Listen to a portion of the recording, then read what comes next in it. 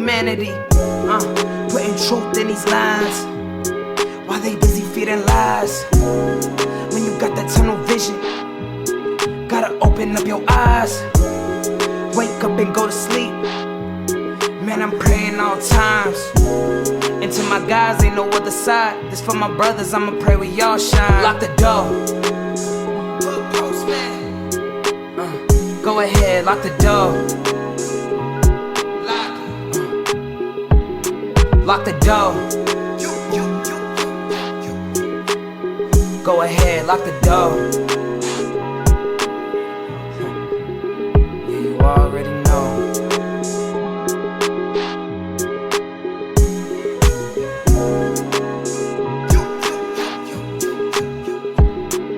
Depending on the lessons, some people eat, some people learn.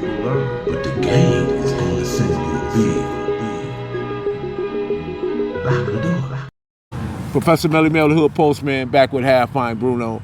Half Pint, how much time did you spend in the penitentiary?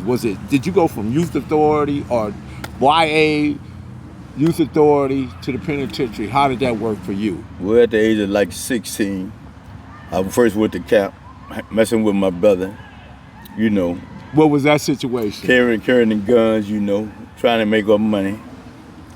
He went to YA, I went to camp.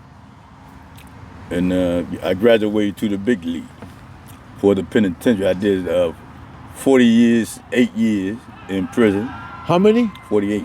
48? Yes. Wow, that's a long time. Yes, bro. it is. But God kept me. He made a way.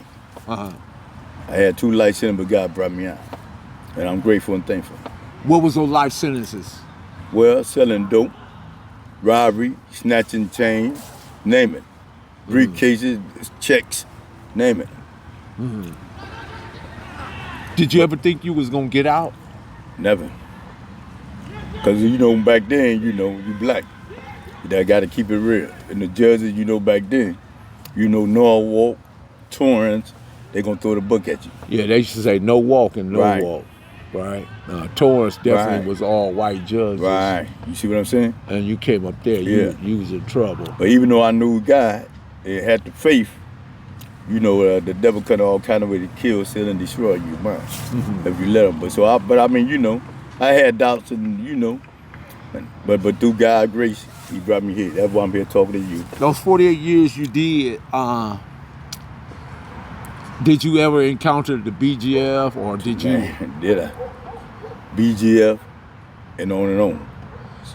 Were they trying to recruit you, or did they try to get you, or were you CCO or Bruno?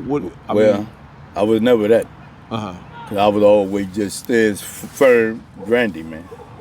You know what I mean? Just a grandy. Even though a lot of the homies, they flipped and this and that, I hold my ground. You know what I mean? And I stayed strong. You know, and I just did what I had to do. What were the difficulties in that? Well, the difficulty was just, you know, hey, homie, little homie, you know, come on with us, man. You know, but I was working, I was going to church at the time, you know, and they didn't really, you know, trip on me to a certain extent. And you know, God can only want to shut door open door, the main source. So when you get in there out of the 48 years, I mean, I've absolutely, you had to learn how to build knives, and all that, and learn prison politics and propaganda. Right, because somebody was new, put some sugar on it and bam, you know, different thing, man. And that was part of the survival plan. Right, you got to survive. You got to be strong. How engaged were the COs in the propaganda against black inmates? Well, they were like they racist, and you know, just you know, trying to be in control. Which it's their job to be in control to a certain extent. But we're all human, so treat us like, you know, man. But they would, you know, often help the Mexican mafia and the AB and bring them knives, you know, and they send them to another unit, another dorm, just so them can attack us. I remember when I was in the shoot, you know, and they only 2 people still be on the yard, and then they shot about 3 Chicanos on the yard, you know. We buffing we already knew something. If you've been there like me, you already know what's going on. They don't supposed to be on our yard. So soon as one walk up, I automatically got off. 'Cause it's either you or me. So you know what I mean? You gotta do what you gotta do. Were you ever shot at? Yeah. So and back then in the dining hall, Solidarity Central, when you stand up, they go get assault from another table. They gonna give you one warning shot. If you don't sit down, they gonna bust the can. Cause they had a tower in the kitchen. You know, they could see both. We had two big Like kitchens. they did in Folsom. Yeah, we had Old two big Folsom. kitchens, right?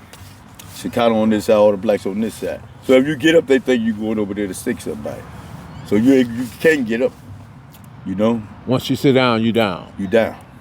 You get up, you get the warning shot, Right. you move any further. It's over. And they play for keep.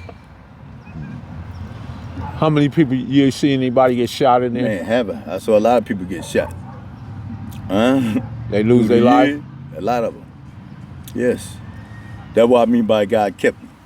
You know what I'm saying? Through the ride, the storm and all that. If it weren't for you, I'm going to be right here, man. So that 67 seemed like years. a difficult way of living, you know. You were subject to some Right. unusual situations. Right. Name it, I've been there. President, name it. She's tried being in the shoot 9 months. In the cell. It can't come out. 24/7. Juke mill. You know? So what is it like for you to be free now, you know, after you're doing 48 years, you out here, you seeing all this different stuff, people moving Right. and carrying on. Mm-hmm. Does it seem strange to you, or because I'm sure there has to be some type of institution, you're institutionalized. That's right. Mm-hmm. And there's certain things that you look for, you know, and certain things that you see that Right. maybe like that can be discouraging. Right. But how do you deal with that? Well, first of all, I want to say this. No matter what I went through and going through out here, it's a blessing to be out here free. Be able to go where you want to go. You know what I mean? And stay in the right strong mind. But the credit go to God, man. I give him the glory. They teach you a lot of things. The first thing they teach you in there, keep your eyes open, pay attention. Because when you sleep, So you we won't get caught talking slipping. about 4 yards, right? For any yard. Describe a typical day on the 4 yard for you. Well, everybody exercising, going to work, you know, doing their thing. But in the heat of the moment, you never know when something gonna jump on. You know? You might be just exercising, somebody come walk up to you, you know what I mean, and attack. So you gotta keep your eyes open, your mind open, right? And just handle your business, respect, and you know, just try to get through the days. Being that you were in there for that period of time, so obviously you saw the Blue Notes, the Blue Machine, everything. the CCO, the Vanguard. CCO, Vanguard. Yeah. So BGF, when you saw your own Crip homies involved in that stuff, Right. how would you assist them? Because sometimes you would have to assist them. Right, you got to. They're a part of you. Huh? I was in it. The winning, man. The survival. You can't just be no marshmallow. You gotta do what you gotta do. Name Randy American Bell.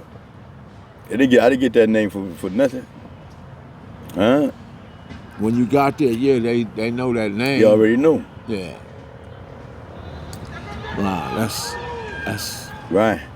that's a situation, man. Uh-huh. You either with it or you ain't. And if you ain't with it, consequences coming. So you got to do what you got to do. Now I know when I would get short and the ride jump off, I still got to go there to war. I just can't get caught. You ever been stabbed? Stabbed. Well, I never been stabbed in there. No, But you stabbed somebody. man. Let's put it like this here. I had to survive. You had to survive, and I understand And I that. don't get no glory for it. Yeah, I understand that. Well, you're fortunate to be able to do 48 years and not get stabbed. That's only because God's grace, brother. I had my mother a prayer mother.